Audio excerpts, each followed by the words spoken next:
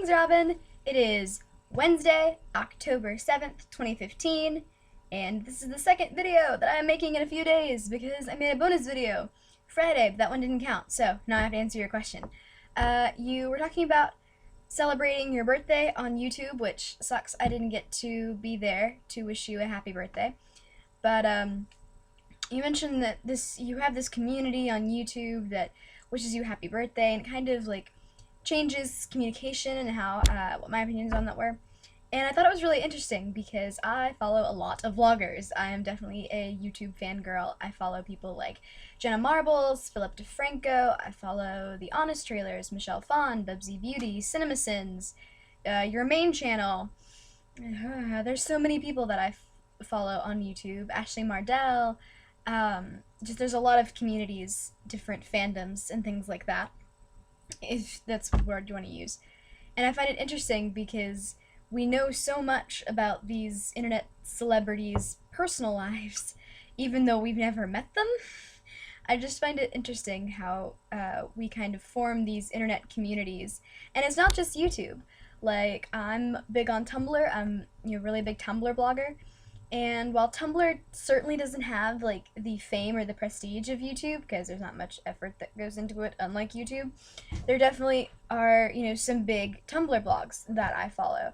And the same thing happens with Vine and with Snapchat. Some of my favorite Viners aren't YouTubers and vice versa.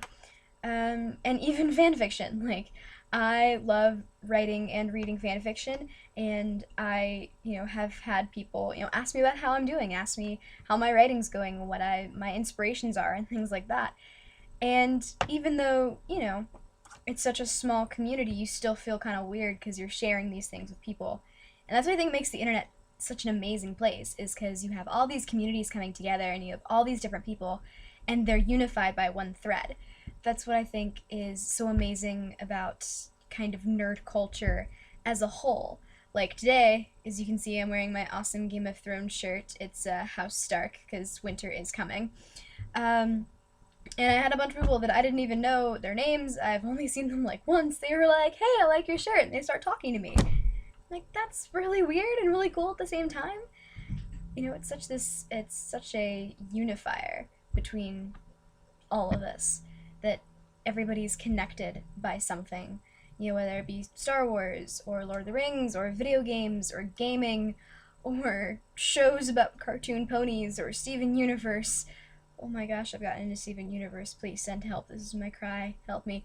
Or something like that. Fandom is really this connecting thread, and it helps connect generations too, because you have people who grew up with Batman in the 60s, and now you have more modern Batman stories. Comic books, Star Wars. The new Star Wars that's come out is bringing it to a new generation with the cartoons and the new movies. And it's just really interesting, and that's one of my goals as a writer, is to kind of be able to write that kind of story, to create the kind of universe and the kind of characters that will stick with people and that will unite people and bring them together and get them talking and forge those memories and those bonds that people have when they go to conventions, when they cosplay, when they meet someone new at the comic book store. Like, that's one of the most amazing things about nerd culture, and it's something that I aspire to be, to create as a writer. It's just something that I've always found just incredible, and it's, one of the most amazing things ever, and I'm just rambling at this point, excuse me. So yeah, that's what I think about YouTube fandoms and the interconnectivity of the internet in general.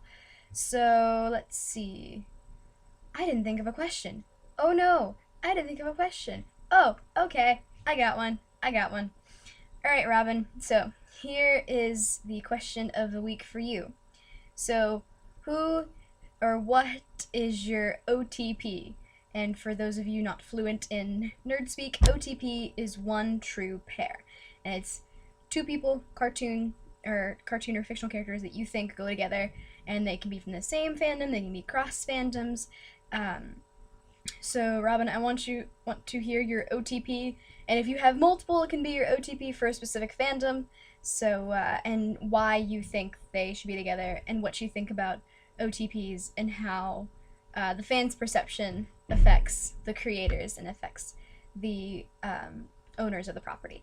So that's my question. I will see you this weekend. I'm so excited. Have a good week, Robin. I will see you then.